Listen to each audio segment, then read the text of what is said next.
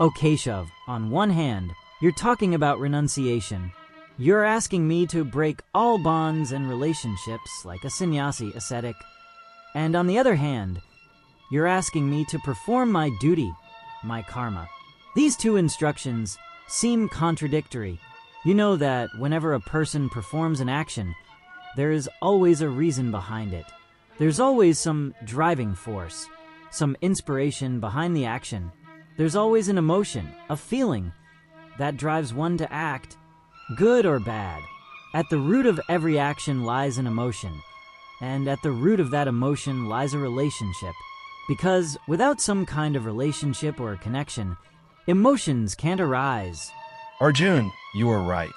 Relationships and bonds are the source of emotions. But these emotions are short-lived, like a drop of water that vanishes in fire. Even before the pyre of the dead cools down, the tears of their loved ones dry up. Some cry for a moment, some for a couple of days. Maybe the mother cries longer.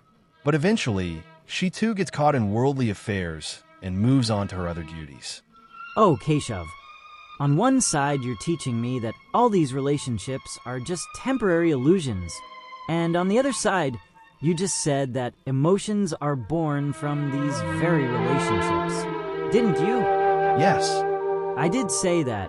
I said that to perform any action, some emotion is needed, and for emotion to arise, relationships are necessary, because it's only from the root of some relationship that emotion is born. That's why if a person breaks all relationships and gives up all emotions, then for whom will he act? For Dharma. For Dharma? Yes, for Dharma. Meaning, you don't need emotion for Dharma. You don't need emotion, you need awareness of your duty. What's needed is for a person to understand clearly. What is my duty in this situation? Because often, emotions come in the way of duty. They weaken the person. Just like right now, your emotions have created an attachment in your heart. And that attachment is pulling you away from your duty. That's why the scriptures say, duty is greater than emotion. Right now, you're making arguments like a learned scholar, saying that action needs inspiration, and inspiration needs emotion. But all these arguments are born out of delusion, out of your attachment to relationships. This attachment has clouded your judgment, which is why you cannot see the truth clearly.